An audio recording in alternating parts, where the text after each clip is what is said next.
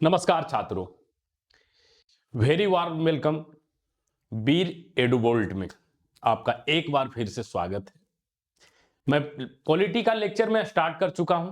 पहला लेक्चर में मैंने आपको बताया था संविधान और राज व्यवस्था में क्या अंतर है। मैंने आपको पहले ही बताया था कि लेक्चर की जब मैं शुरुआत करूंगा तो एकदम बेसिक से, आज बेसिक का दूसरा भाग है। आज मैं देखूंगा एक्सप्लेनेशन ऑफ कॉन्स्टिट्यूशन, मतलब संविधान का व्याख्या निर्वचन क्या होता है, उसके बारे में हम जो है चर्चा करेंगे। तो चर्चा करने से पहले थोड़ा सा हम टेबल ऑफ कंटेंट देख लेते हैं कि टेबल ऑफ कंटेंट में है क्या। टेबल ऑफ कंटेंट संविधान का निर्वचन व्याख्या के बारे में बताऊंगा और एक वर्ड बताऊंगा सरकार। ये दोनों बताने के बाद नेक्स्ट मेरा जो लेक्चर रहेगा वो रहेगा प्रस्तावना से शुरुआत होगा। समझिए चीजों को, ठीक है। तो अब मैं स्टार्ट करता हूं कि संविधान का निर्वचन क्या है, व्याख्या क्या है। क्योंकि लोगों को पॉलिटी तो पढ़ लेते हैं, राज्य व्यवस्था पढ़ लेते हैं, लेकिन उसको परंतुक, उपरंतुक, भाग, अनुसूची, संविधान क्या है उसके बारे में उसे पता नहीं रहता है। तो चलिए हम एक एक करके शुरुआत करते हैं, ठीक है। तो पहला है भाग। भाग कैसे है, जैसे देखिए ये है संविधान। ये क्या है? संविधान है, हम सभी लोग जानते हैं। ये है संविधान, इसके अंदर आता है भाग। अब भाग क्यों लाया गया है? हम सभी लोग जानते हैं कि वर्तमान में कितने भाग हैं? 22 भाग हैं। तो भैया ऐसा है कि जब आप किताब पढ़ने जाएंगे या किताब में अध्याय या भाग नहीं रहेगा तो आप किसी भी प्रकार से पढ़ लोगे, ठीक है। जैसे आपको पढ़ना है H.C. वर्मा का फिजिक्स, तो H.C. वर्मा का जब फिजिक्स पढ़ते हैं तो इसमें वॉल्यूम 1 और वॉल्यूम 2 जो है रहता है। उसी प्रकार से संविधान में भी भाग है। ये संविधान में कितने अनुच्छेद है? 395। वर्तमान समय में कितना है? तो भाग 22 भाग है वर्तमान समय में। तो जैसे आप ले लो, एक एग्जांपल है भाग 4, भाग 3, सॉरी भाग 3 क्या है? Fundamental rights. भाग 3 है फंडामेंटल राइट्स, ठीक है। पहले संविधान को सिंप्लीफाई करने के लिए हमने 22 भागों में बांटा, जहां संविधान की विभिन्न उपवंग है, मूलाधिकार है, डीपी, एसपी है, उसके बारे में एक एक करके उल्लेख किया गया है, ठीक है। अब है अगला बताया जा रहा है कि अगला जो है अध्याय, चैप्टर। तो इसमें देखेंगे तो इसी के अंदर भाग के अंदर आता है अध्याय। चैप्टर क्या आता है? भाग के अंदर आता है अध्याय। जैसे मूल अधिकार में आप देखेंगे तो समानता का अधिकार, समानता का अधिकार, इसमें बहुत सारा अध्याय आपको देखने को मिलेगा, ठीक है। समानता का अधिकार इसमें आपको देखने मिलेगा। संविधान है, इसमें भाग है 22 में से मैंने एक ले लिया फंडामेंटल राइट, उसी में ले लेके बहुत सारे अध्याय में 6 अध्याय 5 अध्याय बटा रहता है। अब इसके अंदर जब देखोगे तो इसी के अंदर आपको देखने को मिलेगा अनुच्छेद। ये है अनुच्छेद। ये क्या है? आर्टिकल, जिसे हम अनुच्छेद बोलते हैं। तो आर्टिकल क्या है? जैसे आर्टिकल ले लो, आर्टिकल 14 हम ले लेते हैं, क्या है? समानता का अधिकार बोलते हैं। इसमें क्या है? आपको समानता का अधिकार इस आर्टिकल है। मतलब ऐसे रहेगा तो इसे हम आर्टिकल बोलेंगे, ये आर्टिकल हो गया। अब इसमें देखो क्या है, बहुत सारा है। अब अगला पार्ट है कि परंतु ब्रैकेट आर्टिकल 1A। जैसे देखो आर्टिकल 1A क्या है, आपको मैं एक एक करके मैं चीजों को मैं समझाता हूं। अब ये है, इस चीज को समझना, ये क्या है? जैसे आर्टिकल 19(1), ये क्या है? वाक एवं अभिव्यक्ति की स्वतंत्रता की बात करती है। तो ये जो पार्ट है इसे हम बोलेंगे परंतु। क्या बोलेंगे? परंतुक बोलेंगे, ठीक है। या इंग्लिश में इसे हम बोलेंगे क्लॉज, क्लॉज बोलेंगे, ठीक है। तो आर्टिकल 19(1) मैंने आपको समझाने की कोशिश किया। अब है इसी के साथ उप परंतुक, सब क्लॉज क्या होता है जरा ये समझना। देखो सब क्लॉज क्या है उसके बारे में हम आपको थोड़ा सा उल्लेख कर देते हैं। इसके अंदर ये जो आएगा इसे हम बोलेंगे ये सब क्लॉज। तो सब क्लॉज एग्जांपल क्या है? तो देखोगे तो आर्टिकल 19(1), उसके बाद ब्रैकेट में ए रहेगा। ई के अंदर आप देखोगे तो बी है, सी है, डी है, ई है, एफ है, जी है। मतलब घूमने के अधिकार से लेके संपत्ति के अधिकार से लेके सब कुछ अधिकार इस प्रकार से इसमें उल्लेख रहेगा। संपत्ति का अधिकार मौलिक अधिकार नहीं है, लेकिन स्टार्टिंग में 6 प्रकार के था 1901 में। तो पहले मैंने क्या बोला, ये एक संविधान है, 395 अनुच्छेद है, एक एक करके समझना। संविधान को समझने के लिए हमने इसे 22 भागों में, जैसे हमको पढ़ना है, सिर्फ हम क्या है कि आप पूरा किताब ले लो, तो पूरा जब किताब लोगे तो संविधान में आप खोजते रह जाओगे ना भैया कि हमें क्या है मूल अधिकार, तो हम सीधा पता चलेगा कि मूल अधिकार का भाग 3 है। कितने पेज नंबर में? 4 पेज, आसानी होगा खोजने में। फिर उसके अंदर हम देखेंगे कि समानता का अधिकार कहां है, कौन सा अध्याय में है, तो अध्याय में चले जाएंगे। फिर हम देखेंगे कि उसके अंदर हम देखेंगे कि आर्टिकल कहां है, तो आर्टिकल डायरेक्ट हिट करेंगे। मूल अधिकार की अंदर में एक करके सर थोड़ी करना, आर्टिकल 14 पे हम टच कर दिए, समानता का अधिकार। फिर हम देखेंगे कि परंतुक, सब परंतुक 19(1) एक आप देख लो, 19(1) में क्या है, वाक्य एवं स्वतंत्रता का अधिकार, अभिव्यक्ति का अधिकार। उसके अंदर फिर उपरंतुक में 6 प्रकार का अधिकार दिया गया है, जो शांति करने का है, समिति बनाने का अधिकार है, बहुत सारा अधिकार है। तो इस प्रकार से जब आप देखोगे तो आर्टिकल है, संविधान है, संविधान के अंदर भाग है, भाग के अंदर अध्याय, अध्याय के अंदर अनुच्छेद, अनुच्छेद के अंदर परंतुक, परंतु के अंदर उपरंतुक। आशा करता हूं कि आपको ये समझ में आया होगा। आपको इस प्रकार से आप इमेज बना लेना जरा रंग बिरंगा पेन से, मतलब क्या बोलना कि भैया पूरे 395 अनुच्छेद है, इसके अंदर कितना है, 22 भाग है, संविधान है। उसके बाद ये बोलना अध्याय के रूप में है, बहुत सारा अध्याय है, एक एक करके मैं बता रहा हूं। फिर मैंने आपको बताया ये वाला देखोगे तो अनुच्छेद है, आर्टिकल के बताया। फिर उसके बाद ये मैंने बताया कि परंतुक है, ये आपका उपरंतुक है। तो इस प्रकार से आपको चीजों को समझने में आसानी होगा। इसलिए संविधान के शुरुआती भाग को हमने आपको क्या किया, एक्सप्लेन करने की कोशिश किया। यहां तक कोई दिक्कत है तो कोई भी क्वेश्चन पूछ सकते हो। तो आशा करता हूं कि वीर एडु गोल्ड पे जितने भी समर्थक हैं हमारे, जितने भी छात्र, उनको समझ में आया होगा। अब हम आ जाते हैं अगला चैप्टर हमने क्या लिया, तो जरा ये देखो। उससे आगे बढ़ने से पहले हम थोड़ा देख लेते हैं कि अनुसूची क्या है। अनुसूची यह संविधान के अंत में दी गई विषयों की वह सूची है जो संविधान के किसी प्रावधान की व्याख्या करती है। खत्म कहानी। देखो देखो, संविधान की अंत में बोल रहा है, मतलब हम मानो कि 1 से लेके 95 पेज है, तो 96 पेज में इसी प्रकार से 12 अनुसूची दिया गया है।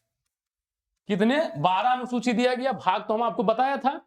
तो हमें खोजना है कि भैया हमको एग्जाम्पल लेना है, तो वो क्या अनुसूची क्या कर रहा है, संविधान की व्याख्या करती है। भाग भी संविधान की व्याख्या कर रहा है, अध्याय भी संविधान की व्याख्या करता है। लेकिन भाग थोड़ा सा बाय से तो खोजने में दिक्कत आएगा, लेकिन हम अनुसूची से अध्ययन करेंगे तो हमें 12 अनुसूची में मिल जाएगा। उदाहरण के तौर पे हम पहला अनुसूची लेते हैं, पहली अनुसूची। जैसे पहली अनुसूची में हम भाग 1 को देखेंगे, क्या है, संघ और उसके क्षेत्र, राज्यों के नाम और उनके क्षेत्रीय अधिकार को सूचीबद्ध करता है। मतलब भाग 1 में है कि भैया ऐसा है, पहली अनुसूची के भाग 1 में है संघ और उसके राज्य क्षेत्रों को अनुसूचित करता है। दूसरा में जाओगे तो नागरिकता के बारे में, केंद्र शासित प्रदेशों, उसके बारे में आपको उल्लेख होगा। मतलब संविधान की अनुसूची जो है संविधान की व्याख्या कर रहा है। उदाहरण के तौर पे अनुच्छेद 1 भारत तथा है ना, इंडिया डेट इज भारत, 14 राज्यों और 6 संघ शासित प्रदेशों का संघ होगा उस समय 1947 के समय। तो वही बोलता है कि संविधान के अंत में दिया रहता है और इसके बारे में पूरे से उल्लेख किया रहता है। उदाहरण तौर पे हमने पहली अनुसूची ले लिया। आप जैसे मान लो कि अमित का घर है या सुमित का घर है, तो भाई अमित और सुमित का घर 10 रूम का है, तो एक एक पार्ट करके हम जाएंगे तो 10 मिनट लगेगा। अब हमको जाना है किसी एक स्पेशल रूम अमित वाले में, तो ऐसा थोड़ी कि उसके पापा में जाएंगे। तो आप देखोगे कि अमित के जब घर जाओगे तो वहां पर घर के पास इस प्रकार से रूम नंबर रहेगा, और ये रहेगा कि तीसरा रूम नंबर जो है अमित का रूम है। किसका है? अमित का रूम। तो डायरेक्ट हम जो है यहां पर जाएंगे। मतलब जो अनुसूची दिया गया है अमित के घर को क्या कर रहा है, डिफाइन कर रहा है। उसी प्रकार से अनुसूची भी संविधान को डिफाइन करता है। एक लाइन में क्लियर? यहां तक क्लियर है आप लोगों को? बताइए, यहां तक कोई प्रॉब्लम हो तो आप लोग बताएं। चलिए, कोई भी प्रॉब्लम हो तो आप हमें निश्चित रूप से बता सकते हैं। हमने संविधान की व्याख्या कर दी। अब हम बात समझते हैं सरकार क्या है। आप लोकप्रियता सुनते होंगे, मोदी सरकार, मनमोहन सरकार, अटल सरकार, नरसिम्हा राव सरकार, इंदिरा सरकार, राजीव सरकार, चौधरी चरण सिंह सरकार, नेहरू सरकार, लाल बहादुर शास्त्री सरकार, गुलजारी नंदा सरकार, अब देवगौड़ा सरकार, इंद्र कुमार गुजराल सरकार, बीपी सरकार, चंद्रशेखर सरकार, इसी प्रकार से मोरारजी देसाई सरकार, अनेक प्रकार के सरकार का आप नाम सुने होंगे, मतलब प्रधानमंत्री के नाम पे। तो भैया आखिर सरकार है क्या, बहुत सारे छात्र नहीं जानते हैं, जिसे गवर्नमेंट बोलते हैं इंग्लिश में। देखो सरकार, लोकतांत्रिक प्रक्रिया के अनुसार सरकार क्या होता है, एक तो होता है तानाशाही वाला सरकार, जैसे सऊदी अरब में है, सलमान की सरकार चल रही तो तानाशाही। लेकिन हम इसे लोकतांत्रिक परिप्रेक्ष्य में देखेंगे भारतीय संविधान के अनुसार कि सरकार है क्या, सरकार की गठन कैसे होती है। जैसे आप देखोगे तो अभी 18th लोकसभा इलेक्शन हुआ, अब मोदी 3-0 सरकार की गठन हुई, मोदी 3-0 सरकार की गठन हुई। और लोग चर्चा आखिर सरकार है क्या, इसके बारे में जरा चर्चा करते हैं। जो इस बार अप्रैल से लेकर जून तक इसका इलेक्शन हुआ था, क्योंकि मोदी 10, मोदी 20 और मोदी 30 का आगमन है, सरकार है। तो ये है कि बोला जाता है कि सरकार एक ऐसी संस्था, सरकार मतलब इंस्टीट्यूशन है, सरकार बोले तो इंस्टीट्यूशन, जिसका निर्माण संविधान के तहत, मतलब भारत में लोकतांत्रिक प्रक्रिया और संविधान की सर्वोच्चता है, मतलब राजशाही के आधार पर नहीं, कुलीन तंत्र के आधार पर नहीं, तानाशाही के आधार पर नहीं, अफसरशाही के आधार पर नहीं होगा, या न्यायपालिका के आधार पर नहीं, विधायपालिका के आधार पर नहीं। सरकार एक ऐसी संस्था है जिसका निर्माण संविधान के तहत प्रत्यक्ष रूप से जनता के द्वारा किया जाता है। याद है जनता के द्वारा कैसे किया जाएगा, तो भारत में आप देखोगे तो दो अलायंस चलता है। अभी एक इंडिया ब्लॉक चलता है और एक वर्सेस चलता है NDA bloc, National Democratic Alliance और India bloc, Indian National Democratic Inclusive Alliance इसका फुल फॉर्म होता है। ठीक है, इंडियन डेमोक्रेसिव अलायंस हमने आपको बता दिया।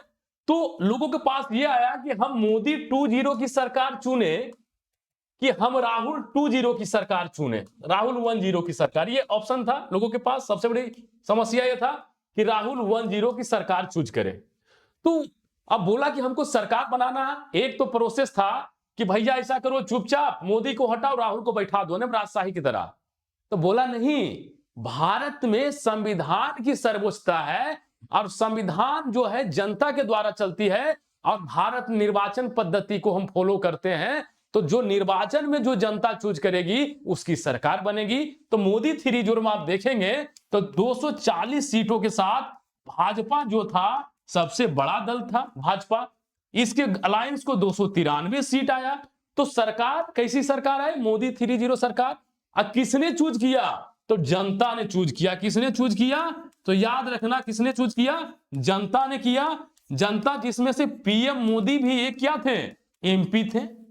पीएम मोदी भी एक एमपी थे। कहां से चुने, तो वाराणसी से चुना। तो संविधान के तहत हुआ। और जब इन्होंने जब जैसे ही लिया तो मोदी 3-0 का शपथ हुआ था। तो संविधान के तहत मैं नरेंद्र दामोदर दास मोदी शपथ लेता हूं कि देश की एकता, अखंडता, संप्रभुता का छून बनाए रखूंगा। मैं वैसा कोई भी कृत्य कार्य नहीं करूंगा जो देश की सुरक्षा पर आ जाएगी, मैं पूरी गोपनीयता के साथ में करूंगा। तो सरकार संविधान के द्वारा होता है।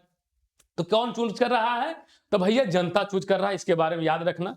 अब है कि इसके कार्यों का निष्पादन कौन, सरकार तो हमने चुन लिया, लेकिन मोदी के कार्यों का निष्पादन कौन करेगा, मोदी सरकार। तो नौकरशाह नामक संस्था, कौन, नौकरशाह नामक संस्था। भैया नौकरशाह नामक संस्था होता कौन है, जरा इसके बारे में देखिए। तो जिस एग्जाम के बच्चे आप लोग तैयारी कर रहे हैं, यूपीएससी, पीसीएस, यही तो है नौकरशाह नामक संस्था। आईएएस, आईपीएस या एसडीएम, डीएम है। इसका भी उल्लेख भारतीय संविधान में अनुच्छेद 316 से 321 तक है, इसके बारे में उल्लेख है। ठीक है, तो इसके कार्य जो भी मान लो कार्य करेगी, जैसे वक्फ बोर्ड है, जैसे अभी मान लो कि उत्तर प्रदेश सरकार को उदाहरण ले लेते हैं, महाकुंभ का जो है एकदम मेला चल रहा है, उस मेला को जो है सफल बनाने की कोशिश हो रहा। तो योगी थोड़ी काम कर रहे हैं, जो प्रयागराज का जो डीएम है वो आकर यहां पर काम कर रहा है, समझ रहे हो।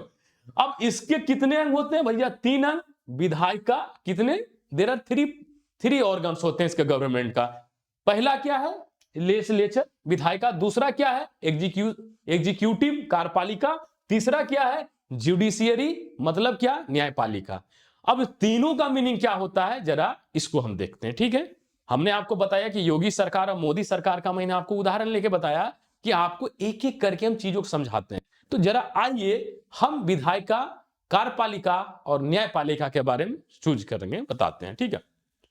देखो, विधायिका मतलब लेजिस्लेचर, क्या है, लेजिस्लेचर, ठीक है, इंग्लिश में बोलते हैं।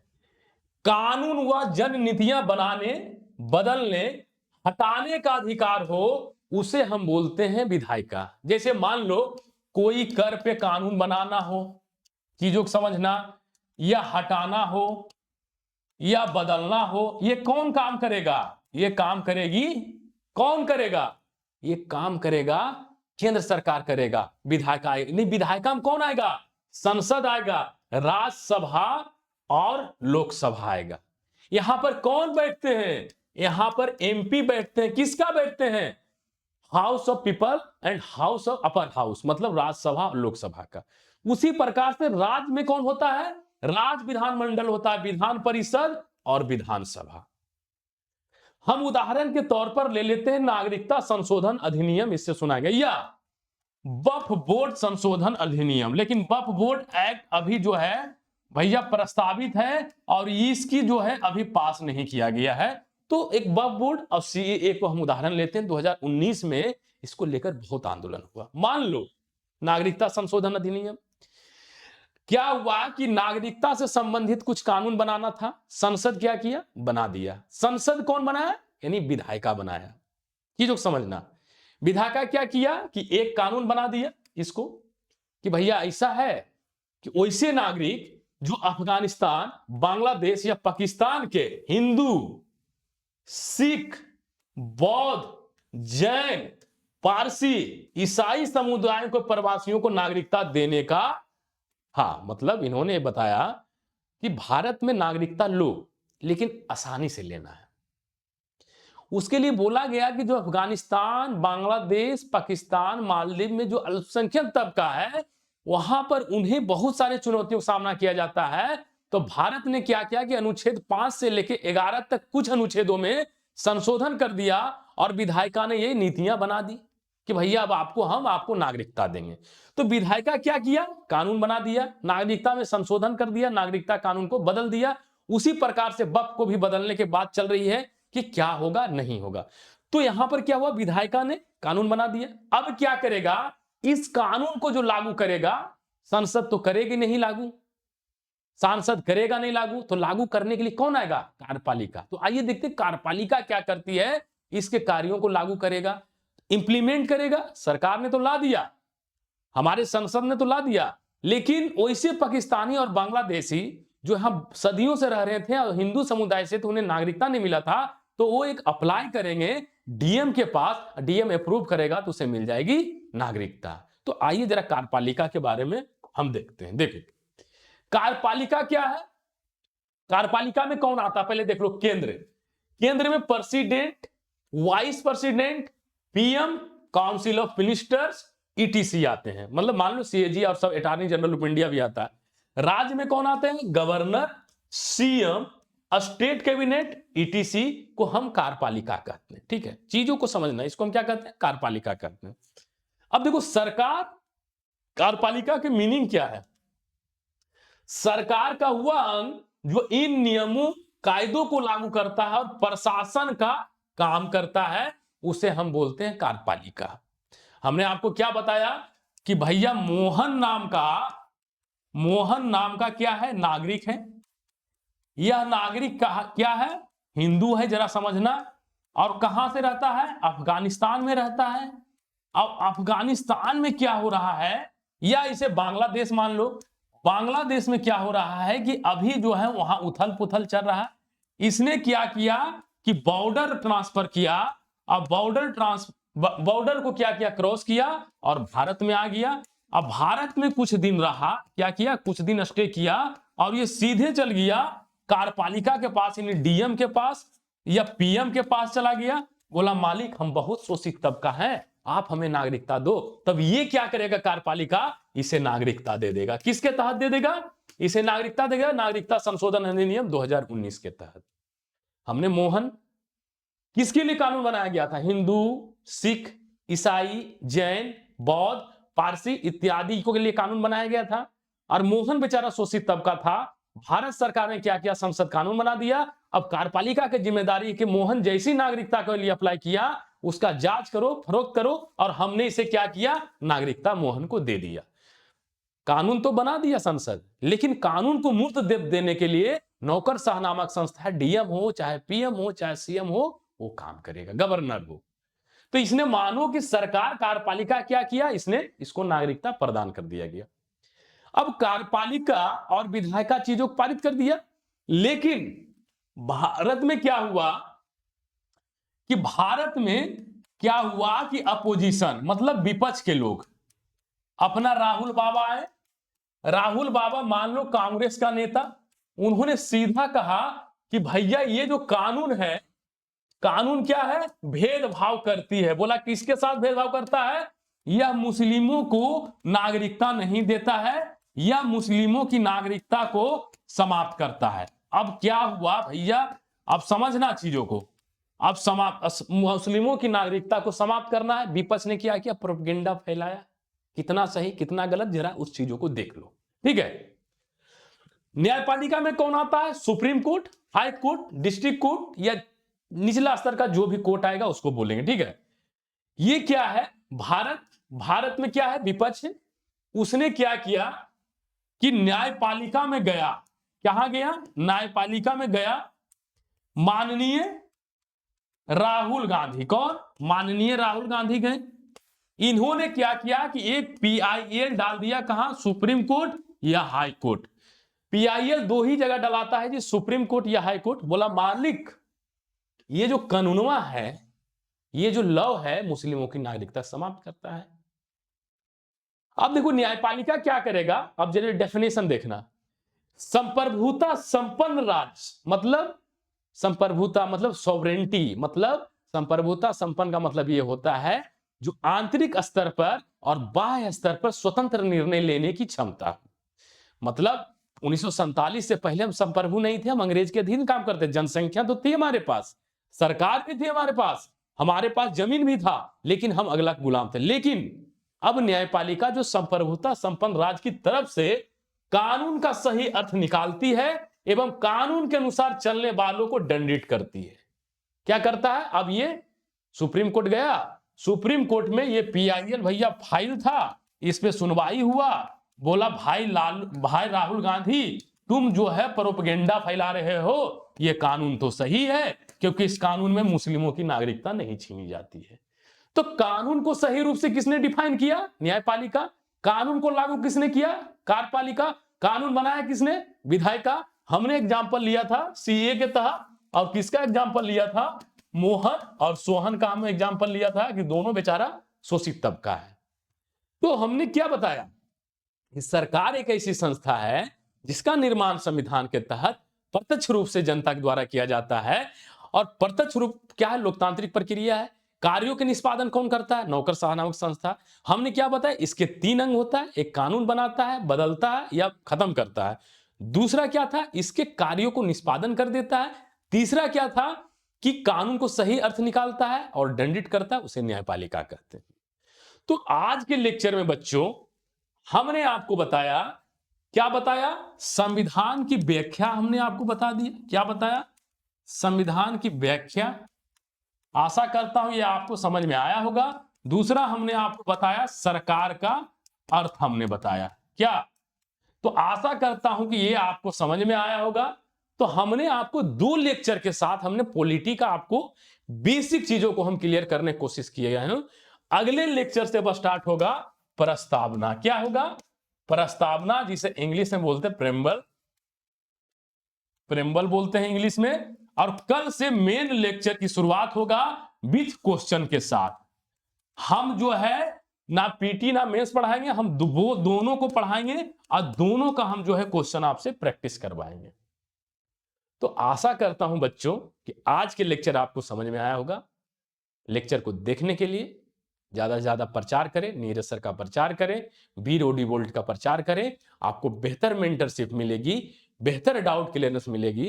तो तब तक के लिए बहुत बहुत धन्यवाद। हमारे लेक्चर के साथ आप बने रहें, आपके दिन अच्छा हो और कंपटीशन को फाड़ कर आए और नंबर 1 रैंक लेकर आए। तब तक के लिए बहुत बहुत धन्यवाद।